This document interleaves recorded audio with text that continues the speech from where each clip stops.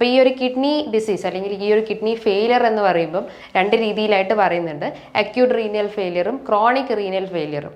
Acute renal failure എന്ന് പറയുമ്പം sudden ആയിട്ടുള്ള, അതായത് പെട്ടെന്നുണ്ടാകുന്ന ഒരു ഇതിനെയാണ് അക്യൂട്ട് റീനൽ ഫെയിലിയർ എന്ന് പറയുന്നത്. അതായത് നമുക്ക് എന്തെങ്കിലും ഇൻഫെക്ഷൻസോ അല്ലെങ്കിൽ മറ്റു വൈറൽ ഇൻഫെക്ഷൻസ് ഒക്കെ ഉണ്ടെങ്കിൽ അത് അക്യൂട്ട് റീനൽ ഫെയിലിയറിലേക്ക് ലീഡ് ചെയ്യാനുള്ള ഒരു ചാൻസ് ഉണ്ട്.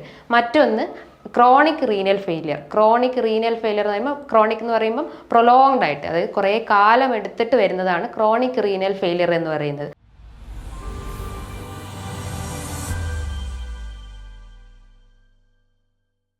ഹായ്, ഞാൻ doctor Juhi Das, Q&B health കെയറിലെ ഹോമിയോപ്പതിക് ഫിസിഷ്യനാണ്.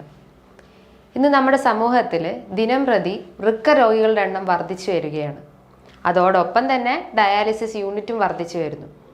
അപ്പം എത്രത്തോളം നമ്മുടെ ബോഡിയിൽ കിഡ്നി ഫങ്ഷനിങ് കറക്റ്റ് ആണോ അത്രത്തോളം, അതായത് കിഡ്നി ഫങ്ഷനിങ് പ്രോപ്പർ അല്ലെങ്കിൽ അത്രത്തോളം രോഗികളുടെ എണ്ണം വർദ്ധിക്കുകയും അത്രത്തോളം ഡയാലിസിസ് യൂണിറ്റ് സ്റ്റാർട്ട് ചെയ്യുകയും ചെയ്യുന്നു.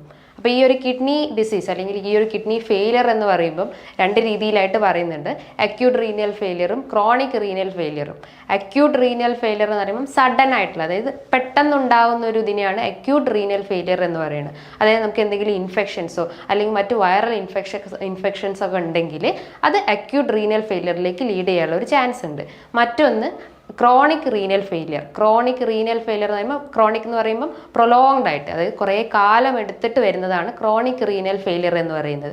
അതിൻ്റെ ഒരു കാരണങ്ങളെന്ന് പറഞ്ഞു കഴിഞ്ഞാൽ നമുക്ക് എന്തെങ്കിലും BP ഇഷ്യൂസ്, അതായത് അൺകൺട്രോൾഡ് ആയിട്ടുള്ള BP അല്ലെങ്കിൽ അൺകൺട്രോൾഡ് ആയിട്ടുള്ള ഡയബറ്റിസ് അല്ലെങ്കിൽ പ്രമേഹം അല്ലെങ്കിൽ അമിതവണ്ണം ഉള്ളവർക്ക് അല്ലെങ്കിൽ മറ്റ് വേറെ എന്തെങ്കിലും ഇൻഫെക്ഷൻസ് ഉണ്ടെങ്കിൽ അതൊക്കെ ഈ ഒരു കോസസ് ഒക്കെ ക്രോണിക് റീനൽ ഫെയിലിയറിലേക്ക് വരാനുള്ള ഒരു ചാൻസ് ഉണ്ട്. ഈ ഒരു കിഡ്നി ബുദ്ധിമുട്ട് വന്നു കഴിഞ്ഞാൽ ശരീരം പല രീതിയിൽ തുടക്കത്തിലൊന്നും ലക്ഷണങ്ങളൊന്നും കാണിക്കത്തില്ല. ഒരു 30% അല്ലെങ്കിൽ ഒരു 40% ലക്ഷണങ്ങളൊന്നും കാണിക്കത്തില്ല. പക്ഷേ ഒരു സ്റ്റേജ് കഴിഞ്ഞ് കഴിഞ്ഞാൽ, ഒരു 3rd സ്റ്റേജ് അല്ലെങ്കിൽ 4th സ്റ്റേജിലോട്ട് കടന്നു കഴിഞ്ഞാലാണ് ബോഡിയിൽ കുറേ ലക്ഷണങ്ങൾ കാണിക്കുക. പ്രധാനമായിട്ടുള്ള ലക്ഷണങ്ങൾ എന്ന് പറഞ്ഞാൽ നമുക്ക് ഉറക്കക്കുറവുണ്ടാവും, അതായത് ക്ഷീണം തോന്നുക. നമുക്ക് എപ്പോഴും ചില സമയത്ത് രാത്രികാലം നമുക്ക് ഉറങ്ങാൻ പറ്റാത്തൊരവസ്ഥ വരിക, അല്ലെങ്കിൽ പകൽ സമയത്ത് നമുക്ക് അമിതമായിട്ടുള്ള ക്ഷീണം തോന്നുക. അതേപോലെ കാലുകളിലും കൈകളിലും ഒക്കെ, അതായത് പ്രധാനമായിട്ടും കാലുകളിലൊക്കെ നീര് വയ്ക്കുക. രാവിലെ എഴുന്നേൽക്കാൻ വന്നപ്പോൾ കണ്ണിന് ചുറ്റും ഒരു പഫിനെസ് അല്ലെങ്കിൽ ഒരു വീക്കം പോലെ തോന്നുക. അതേപോലെ തന്നെ മൂത്രം നോക്കുകയാണെങ്കിൽ മൂത്രത്തിൽ പത നിറയുക, അല്ലെങ്കിൽ ചിലർക്ക് അതിൽ വേറെ എന്തെങ്കിലും UTI പോലത്തെ ഇൻഫെക്ഷൻസ് ഉണ്ടെങ്കിൽ അവർക്ക് ബ്ലഡ് വരാനുള്ള ഒരു ചാൻസ് ഉണ്ട്. അല്ലെങ്കിൽ ക്രിയാറ്റിൻ ബുദ്ധിമുട്ടുണ്ടെങ്കിൽ പത നിറയാനുള്ള ഒരു ബുദ്ധിമുട്ടുണ്ട്. അതേപോലെ തന്നെ നമുക്ക് മൂത്രം ഒഴിക്കാനുള്ള ഒരു ബുദ്ധിമുട്ടുണ്ട്. ഇടയ്ക്കിടയ്ക്ക് മൂത്രം ഒഴിക്കാനുള്ള ഒരു ടെൻഡൻസി വരിക, ഓവറായിട്ട് നമുക്ക് ക്ഷീണം വരിക. അതുപോലെ സ്കിന്ന് നോക്കുമ്പോൾ സ്കിന്നിൽ കൂടുതലായിട്ടും ഡിസ്കളറേഷൻ ഉണ്ടാവുക, അതായത് ഡാർക്ക് കളർ ഉണ്ടാവുക.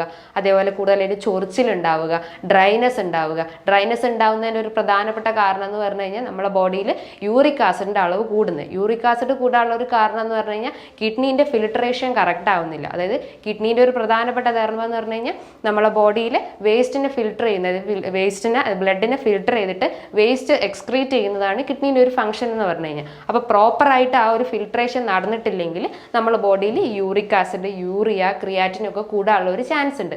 ക്രിയാറ്റിൻ എന്ന് പറഞ്ഞു കഴിഞ്ഞാൽ ക്രിയാറ്റിൻ എന്ന് പറഞ്ഞിട്ടുള്ള ആ ഒരു പ്രോട്ടീൻ്റെ വേസ്റ്റ് പ്രൊഡക്റ്റ് ആണ്. അതായത് നമ്മുടെ ബോഡിയിൽ പ്രോട്ടീൻ ഉൽപ്പാദിപ്പിക്കുന്ന ഒരു ക്രിയാറ്റിൻ, ആ ക്രിയാറ്റിൻ്റെ ഒരു വേസ്റ്റ് പ്രൊഡക്റ്റ് ആണ് ഈ ക്രിയാറ്റിനിൻ എന്ന് പറഞ്ഞു കഴിഞ്ഞാൽ. ഈ ക്രിയാറ്റിൻ നോർമൽ എന്ന് പറയുമ്പോൾ ഏകദേശം 0.2 മുതൽ 1.2 വരെയാണ് ഒരു നോർമൽ റേഞ്ച് എന്ന് പറയുന്നത്. ഇത്തരം വേസ്റ്റ് പ്രൊഡക്റ്റ്, അതായത് യൂറിക് ആസിഡ്, ക്രിയാറ്റിനിൻ, യൂറിയ, ഇത്തരം വേസ്റ്റ് പ്രൊഡക്ട്സ് കൂടുമ്പോഴാണ് നമ്മൾ കിഡ്നീനെ ഒരു ഡാമേജ് അല്ലെങ്കിൽ ഒരു ഫിൽട്രേഷൻ കറക്റ്റ് ആവാത്ത ഒരവസ്ഥ വരുന്നത്. അതോടൊപ്പം തന്നെ മറ്റ് പ്രധാനപ്പെട്ട കാരണങ്ങൾ എന്ന് പറഞ്ഞാൽ നമ്മൾ കൂടുതലായിട്ട് മെഡിക്കേഷൻസ്, അതായത് മറ്റെന്തെങ്കിലും അസുഖത്തിന് നമ്മൾ കൂടുതലായിട്ട് എന്തെങ്കിലും ഡ്രഗ്സ് അല്ലെങ്കിൽ മെഡിസിൻസ് ഒക്കെ യൂസ് ചെയ്യുകയാണെങ്കിലും അത് കിഡ്നീനെ ഡാമേജ് ചെയ്യാനുള്ള ഒരു ചാൻസ് ഉണ്ട്.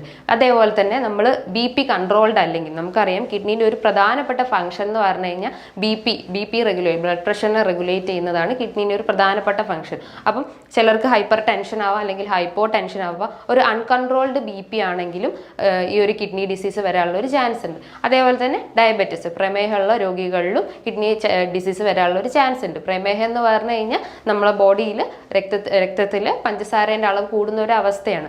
അപ്പോൾ ഈ ഒരു കിഡ്നീൻ്റെ അകത്ത് ഗ്ലോമറുല എന്ന് പറഞ്ഞിട്ടുള്ള ഒരു അരിപ്പ പോലത്തെ ഒരു സ്ട്രക്ചർ ഉണ്ട്. ഈ ഒരു സ്ട്രക്ചറിലൂടെ യൂഷ്വലി ഗ്ലൂക്കോസും പ്രോട്ടീൻസും ഒന്നും പോകാറില്ല. അപ്പം നമ്മളെ ബോഡിയിൽ കൂടുതലായിട്ടും ഈ ഒരു ബ്ലഡിൽ ഗ്ലൂക്കോസ് കൂടുമ്പം ഈ ഒരു സ്ട്രക്ചറിലൂടെ ഈ ഒരു ഷുഗർ മോളിക്യൂൾസ് പോവുകയും അങ്ങനെ ആ ഒരു ഫിൽട്രേഷൻ പ്രോസസ്സ് കറക്റ്റ് ആവുകയും ആ ഒരു കിഡ്നി ഫെയിലിയറിലേക്ക് അത് ലീഡ് ചെയ്യാനുള്ള ഒരു ചാൻസ് ഉണ്ട്. അതേപോലെ തന്നെ പ്രധാനപ്പെട്ട ലക്ഷണങ്ങളാണ് അമിതമായിട്ടുള്ള ക്ഷീണം, അല്ലെങ്കിൽ കുറച്ച് നടക്കും നമുക്കൊരു കിതപ്പ് തോന്നുക, അല്ലെങ്കിൽ പെട്ടെന്ന് ഇരിക്കാനുള്ള ഒരു ടെൻഡൻസി വരിക, അതേപോലെ തന്നെ കൈകാലുകളിലൊക്കെ നീര് വയ്ക്കുക, അതുപോലെ നടുവേദന ഉണ്ടാവുക, എല്ലാ പേശികളിലും അല്ലെങ്കിൽ മസിൽസിലൊക്കെ ഭയങ്കര പെയിൻ ഉണ്ടാവുക, ജോയിൻസിനൊക്കെ ഭയങ്കര ഒരു മൂവ്മെന്റ് റെസ്ട്രിക്റ്റഡ് ആയിട്ട് തോന്നുക, അല്ലെങ്കിൽ ജോയിൻസിനൊക്കെ ഒരു വേദന ഉണ്ടാവുക, അമിതമായിട്ട് മൂത്രശങ്ക ഉണ്ടാവുക, മൂത്രത്തിൽ പത നിറയുക, സ്കിന്നിലൊക്കെ ഡിസ്കളറേഷൻസ് ഉണ്ടാവുക, അത് കൂടുതലായിട്ട് ക്ഷീണം തോന്നുക, വെയിറ്റ് കുറയുക, ഇതൊക്കെയാണ് ഈ ഒരു കിഡ്നി ഫെയിലിയർ അല്ലെങ്കിൽ കിഡ്നി ഡാമേജ് ആയെന്ന് ശരീരം കാണിച്ചു തരുന്ന ലക്ഷണങ്ങൾ. ഇനിയിപ്പോൾ ഈ ഒരു കിഡ്നി എത്രത്തോളം ഫങ്ഷനിങ് ആണെന്ന് നോക്കാൻ വേണ്ടിയിട്ട് നമുക്കൊരു റീനൽ ഫങ്ഷൻ ടെസ്റ്റ് ചെയ്യാം. അതൊരു ബ്ലഡ് ടെസ്റ്റ് ആണ്. ഇന്ന് എല്ലാ ലാബിലും ഈ ഒരു ടെസ്റ്റ് അവൈലബിൾ ആണ്. അപ്പോൾ ഈ ഒരു റീനൽ ഫങ്ഷൻ ടെസ്റ്റ് അല്ലെങ്കിൽ കിഡ്നി ഫങ്ഷൻ ടെസ്റ്റ് ചെയ്ത് കഴിഞ്ഞാൽ അതിൽ എത്രത്തോളം കിഡ്നി ഡാമേജ് ആയിട്ടുണ്ട്, എത്രത്തോളം നമ്മുടെ ബോഡിയിൽ വേസ്റ്റ് പ്രൊഡക്റ്റ് ഉണ്ട് എന്നറിയാൻ സഹായിക്കും. ഇതിനകത്ത് പ്രധാനപ്പെട്ടും യൂറിയ, യൂറിക് ആസിഡ്, ക്രിയാറ്റിനിൻ, ഈ 3 വാല്യൂസ് ആണ് ഇതിൻ്റെ അകത്ത്, 3 ഫാക്ടേഴ്സ് ആണ് ഇതിൻ്റെ അകത്തുള്ളത്. ഇതിൻ്റെ അകത്ത് എന്തെങ്കിലും വാല്യൂസ് വേരി ചെയ്യുമ്പോഴാണ് നമ്മുടെ ബോഡിയിൽ എത്രത്തോളം ആ ഒരു കിഡ്നി ഡാമേജ് ആയി എന്ന് അറിയാൻ സഹായിക്കുന്നത്. യൂറിക് ആസിഡ് കൂടിക്കഴിഞ്ഞാലാണ് ഗൗട്ടി, ആർത്രൈറ്റിസ് പോലത്തെ അസുഖങ്ങൾ വരുന്നത്. അതായത് നമ്മളെ ജോയിൻസിലൊക്കെ കൂടുതലായിട്ടും ക്രിസ്റ്റൽസ് ഡെപ്പോസിറ്റ് ചെയ്തിട്ട് അവിടെ നീര് വെക്കുകയും അല്ലെങ്കിൽ മൂവ്മെന്റ്സ് ഒക്കെ റെസ്ട്രിക്ട് ചെയ്തിട്ട് പെയിൻ വരികയും ചെയ്യും. അതാണ് യൂറിക് ആസിഡ് കൂടിക്കഴിഞ്ഞാലുള്ള ഒരു അവസ്ഥ. ക്രിയാറ്റിനിൻ കൂടിക്കഴിഞ്ഞാലാണ് ഈ യൂറിൻ്റെ അകത്ത് പത നിറയുന്നതും അമിതമായിട്ടുള്ള മൂത്രശങ്ക അല്ലെങ്കിൽ ഓക്കാനം, ഛർദി അല്ലെങ്കിൽ നടുവേദന, ഇതൊക്കെ ക്രിയാറ്റിനിൻ കൂടിക്കഴിഞ്ഞാൽ ഉണ്ടാവുന്ന അവസ്ഥയാണ്. ഈ ഒരു 3 സ്ട്രക്ചറിൽ, ഐ മീൻ ഈ ഒരു 3 കണ്ടന്റിലൂടെ തന്നെ നമുക്ക് എത്രത്തോളം കിഡ്നി ഫങ്ഷനിങ് ആണെന്ന് അറിയാൻ സഹായിക്കും. നമുക്കറിയാം ഈ ഒരു കിഡ്നീൻ്റെ അകത്ത് ഒരു നേരത്തെ സ്ട്രക്ചേഴ്സ് ഉണ്ട്. അതായത് നെഫ്രോൺ എന്ന് പറഞ്ഞിട്ടുള്ള ഒരു സ്ട്രക്ചർ ഉണ്ട്. ഇതാണ് ഈ ഒരു കിഡ്നീൻ്റെ മെയിൻ ഫങ്ഷണൽ യൂണിറ്റ് എന്ന് പറഞ്ഞു കഴിഞ്ഞാൽ. ഈ ഒരു നെഫ്രോൺ നമ്മുടെ ശരീരത്തിൽ ഏകദേശം 1 to 1.5 മില്യൺ സ്ട്രക്ചേഴ്സ് വരെ ഉണ്ട്.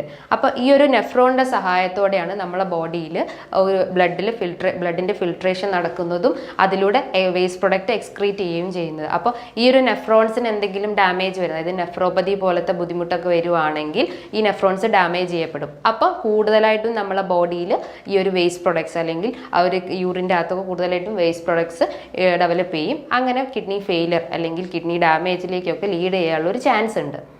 നമുക്കറിയാം, ഞാൻ നേരത്തെ പറഞ്ഞു, ഈ കിഡ്നി ഡാമേജ് അല്ലെങ്കിൽ വൃക്ക രോഗികൾ സമൂഹത്തിൽ വർദ്ധിച്ചു വരുന്നതിനനുസരിച്ച് ഒപ്പം തന്നെ ഈ ഒരു ഡയാലിസിസ് യൂണിറ്റും സ്റ്റാർട്ട് ചെയ്യുന്നുണ്ട്. അത് എത്രത്തോളം കിഡ്നി ഡാമേജ് ആയിട്ടുണ്ടോ അത്രത്തോളം നമ്മളെ സമൂഹത്തിൽ ഡയാലിസിസിൻ്റെ യൂണിറ്റ് സ്റ്റാർട്ട് ചെയ്യുന്നുണ്ട്. അപ്പോൾ ചില പേഷ്യൻസ്, അതായത് കിഡ്നീൻ്റെ ഡാമേജിനനുസരിച്ച് ഡയാലിസിസ് ചെയ്യുന്ന രോഗികളുണ്ട്, ചെയ്യാത്ത രോഗികളുണ്ട്. ഡയാലിസിസിൻ്റെ ഒരു ഫങ്ഷനിങ് എന്ന് പറഞ്ഞു കഴിഞ്ഞാൽ കിഡ്നീൻ്റെ സെയിം ഫങ്ഷൻ തന്നെ നമ്മളെ ബോഡിയിലുള്ള രക്തത്തിനെ ഫിൽട്ടർ ചെയ്തിട്ട് വേസ്റ്റ് പ്രൊഡക്ട്സിനെ റിമൂവ് ചെയ്യുന്ന ഫങ്ഷനിങ് ആണ് ഡയാലിസിസ് ആ ഒരു യൂണിറ്റ് ചെയ്യുന്നത്. ഇനിയിപ്പോൾ ഡയാലിസിസ് ചെയ്യാത്ത രോഗികളാണെങ്കിൽ അവർ ചെറിയ ചെറിയ ഡയറ്റൊക്കെ മെയിൻറ്റെയിൻ ചെയ്യണം. അതായത് പ്രധാനമായിട്ടും വാട്ടർ ഇൻടേക്ക്. അതായത് ഇതിൻ്റെ ഒരു സിംറ്റംസ് ആയിട്ട് ഞാൻ പറഞ്ഞു നേരത്തെ തന്നെ, നമ്മളെ ബോഡിയിൽ നീര് വെക്കുക എന്ന് പറഞ്ഞു. കൈകാലുകളിലൊക്കെ നീര് വെക്കുന്ന ഒരു അവസ്ഥയാണ് ഈ ഒരു കിഡ്നി ഫെയിലിയറിൻ്റെ ഒരു പ്രധാനപ്പെട്ട ലക്ഷണം എന്ന് പറഞ്ഞു. അപ്പം നമ്മളെ ബോഡിയിൽ നീര് അമിതമായിട്ടുള്ള ആളുകളാണെങ്കിൽ അവർ വാട്ടർ ഇൻടേക്ക് കുറയ്ക്കാനാണ് നോക്കേണ്ടത്. അതായത് അമിതമായിട്ടുള്ള നീര് ഉള്ള ആളുകളാണ്, നീര് വെച്ചിട്ടുള്ള ശരീരമാണെങ്കിൽ വാട്ടർ ഇൻടേക്ക് റെഡ്യൂസ് ചെയ്യുക. ഡെയിലി ഒരു 3 to 4 ഗ്ലാസ് മാത്രമേ നമ്മൾ കുടിക്കാൻ പാടുള്ളൂ. ഇനിയിപ്പം നീര് ഇല്ലാത്ത ശരീരമാണെങ്കിൽ, നമുക്ക് നീരില്ലാത്തൊരു ശരീരമാണെങ്കിൽ അവരെ യൂറിനറി ഔട്ട്പുട്ട് എത്രത്തോളം ഉണ്ടോ അതിനനുസരിച്ചാണ് നമ്മൾ വാട്ടർ ഇൻടേക്കും എടുക്കേണ്ടത്. അതായത് യൂഷ്വലി ഒരു യൂറിനറി ഔട്ട്പുട്ട് എന്ന് പറഞ്ഞു കഴിഞ്ഞാൽ 1 to 1.5 ലിറ്ററാണ് ഒരു യൂറിനറി ഔട്ട്പുട്ട് കാണിക്കുന്നത്. അപ്പോൾ അത്രത്തോളമാണ് നമ്മൾ വാട്ടർ ഇൻടേക്കും എടുക്കേണ്ടത്. അതേപോലെ തന്നെ നമ്മൾ ഡയറ്റിൽ കൺട്രോൾ ചെയ്യേണ്ട ഒരു പ്രധാനപ്പെട്ട ഫാക്ടറാണ് സാൾട്ട്, ഉപ്പെടുക്കുന്നതിൻ്റെ ഒരു അളവ്. അതായത് ഉപ്പെടുക്കുന്നതിൻ്റെ അളവ് എന്ന് പറഞ്ഞാൽ കഴിവതും കുറയ്ക്കാൻ നോക്കുക. അത് ബി പി അസുഖങ്ങൾ, അതായത് ഹൈപ്പർ ടെൻഷൻ പോലത്തെ അസുഖങ്ങളിലേക്ക് ലീഡ് ചെയ്യാനുള്ള ഒരു ചാൻസ് ഉണ്ട്. നമ്മുടെ ബോഡിയിൽ സ്വെല്ലിംഗ് ഒക്കെ ഉണ്ടാക്കാനുള്ള ഒരു ചാൻസ് ഉണ്ട്. അപ്പോൾ ഉപ്പിൻ്റെ അളവ് കഴിവതും കുറയ്ക്കാൻ നോക്കുക.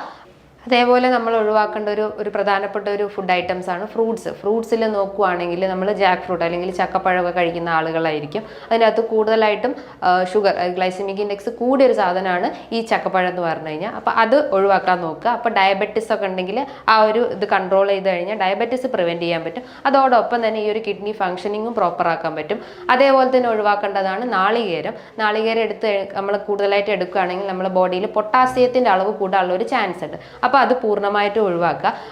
അത് ഒഴിവാക്കാനൊപ്പം തന്നെ നമ്മൾ ഉൾപ്പെടുത്തേണ്ട ഫ്രൂട്ട്സ് എന്ന് പറഞ്ഞു കഴിഞ്ഞാൽ ആപ്പിള്, പപ്പായ, ഗൗവ അല്ലെങ്കിൽ പൊമോഗ്രാനൈറ്റ് ഇതൊക്കെ വെച്ചിട്ട് സാലഡ്സ് ആയിട്ട് നമുക്ക് ഭക്ഷണത്തിൽ ഉൾപ്പെടുത്താവുന്നതാണ്. ഇതൊക്കെയാണ് ഫ്രൂട്ട്സിൻ്റെ ഇതിൽ വരുന്നത്. ഇനിയിപ്പോൾ വെജിറ്റബിൾസ് നോക്കുകയാണെങ്കിൽ നമ്മൾ ചീര അല്ലെങ്കിൽ ലീഫി വെജിറ്റബിൾസിൻ്റെ അകത്തും കൂടുതലായിട്ടും പൊട്ടാസ്യം കണ്ടന്റ് ഉണ്ട്. അത് ഒഴിവാക്കാൻ നോക്കുക. പകരം മറ്റ് വെജിറ്റബിൾസ് ഒക്കെ നമുക്ക് എടുക്കാവുന്നതാണ്. ഒനിയൻ അല്ലെങ്കിൽ ടൊമാറ്റോ ഇതൊക്കെ എടുക്കാവുന്നതാണ്. ഇനിയിപ്പോൾ ചെറു മത്സ്യങ്ങളാണെങ്കിലും നമുക്ക് എടുക്കാൻ പറ്റുന്നതാണ്. ഒമേഗ 3 ഫാറ്റി ആസിഡ്സ് അടങ്ങിയിട്ടുള്ളത് കൊണ്ട് തന്നെ അതൊക്കെ കൂടുതലായിട്ടും ഭക്ഷണത്തിൽ ഉൾപ്പെടുത്താവുന്ന ചെറിയ ചെറിയ മത്സ്യങ്ങളൊക്കെ ഭക്ഷണത്തിൽ ഉൾപ്പെടുത്താവുന്നതാണ്. അതേപോലെ തന്നെ പാല്, തൈരൊക്കെ ഉൾപ്പെടുത്താവുന്നതാണ്. ഈ ഒരു ഡയറ്റ് പാറ്റേൺ ഫോളോ ചെയ്യുക. ഇത്തരം കിഡ്നി ഡാമേജ് ഉള്ള ആളുകൾ പ്രധാനമായിട്ട് ശ്രദ്ധിക്കേണ്ട കാര്യങ്ങൾ വാട്ടർ ഇൻടേക്ക്, സാൾട്ട് ഇൻടേക്ക്, അതേപോലെ തന്നെ ഫ്രൂട്ട്സ്, വെജിറ്റബിൾസ് ഇതൊക്കെ ഒരു ബാലൻസ്ഡ് ഡയറ്റിൽ മെയിൻറ്റെയിൻ ചെയ്യുക. വാട്ടർ ഇൻടേക്ക് ആണെങ്കിൽ നമ്മൾ എത്രത്തോളം വെള്ളം കുടിക്കുന്നോ അതിനനുസരിച്ചാണ് നമ്മൾ വാട്ടർ ഇൻടേക്ക് മെയിൻറ്റെയിൻ ചെയ്യേണ്ടത്. സാൾട്ട് പൂർണ്ണമായിട്ട് ഉപേക്ഷിക്കുക. അതേപോലെ തന്നെ ഫ്രൂട്ട്സും വെജിറ്റബിൾസും ആണെങ്കിലും നേരത്തെ പറഞ്ഞ പോലെ തന്നെ ലീഫി വെജിറ്റബിൾസ്, അതേപോലെ തന്നെ ജാക്ക് ഫ്രൂട്ട്സ്, തേങ്ങ ഇതൊക്കെ ഉണ്ടെങ്കിൽ കഴിവതും ഒഴിവാക്കാൻ നോക്കുക. നല്ലപോലെ വെള്ളം കുടിക്കുക. ഈ ഒരു ഡയറ്റ് പാറ്റേൺസ് പ്രോപ്പറായിട്ട് മെയിൻറ്റെയിൻ ചെയ്യുക. അങ്ങനെയാണെങ്കിൽ നമ്മളൊരു കിഡ്നി ഫങ്ഷൻസിങ് കറക്റ്റ് ആവുകയും മറ്റു പല രോഗങ്ങളും നമുക്ക് പ്രിവെൻറ്റ് ചെയ്യാൻ പറ്റും. ഇനി ഇതുമായി ബന്ധപ്പെട്ട് പല സംശയങ്ങളുണ്ടാവും. എത്ര ഗ്ലാസ് വെള്ളം കുടിക്കണം, എങ്ങനെയൊക്കെയാണ് ഫ്രൂട്ട്സ് കഴിക്കേണ്ടത്, ഇനി ഡയാലിസിസ് എപ്പോഴാണ് ചെയ്യേണ്ടത്, ഇനിയിപ്പോൾ കിഡ്നി സ്റ്റോൺ ഉള്ള ആളുകൾ എത്രത്തോളം വെള്ളം കുടിക്കണം, ഇനി സ്റ്റോൺ വരാത്ത ആളുകളാണെങ്കിൽ എങ്ങനെ ഡയറ്റ് കൺട്രോൾ ചെയ്യണം, പ്രോട്ടീൻ റിച്ച് ആയിട്ടുള്ള ഭക്ഷണങ്ങൾ എടുക്കണോ, കാർബോഹൈഡ്രേറ്റ് കുറയ്ക്കണോ, അങ്ങനെ പല സംശയങ്ങളും നിങ്ങൾ ഇതുമായി ബന്ധപ്പെട്ട് നിങ്ങൾക്ക് തോന്നിയിട്ടുണ്ടാവാം. അങ്ങനെ എന്തെങ്കിലും സംശയങ്ങൾ ഉണ്ടെങ്കിൽ നിങ്ങൾക്ക് താഴെ കാണുന്ന നമ്പറിൽ കോൺടാക്റ്റ് ചെയ്യാവുന്നതാണ്. ഇനിയും മറ്റൊരു വീഡിയോയുമായി വീണ്ടും കാണാം. താങ്ക്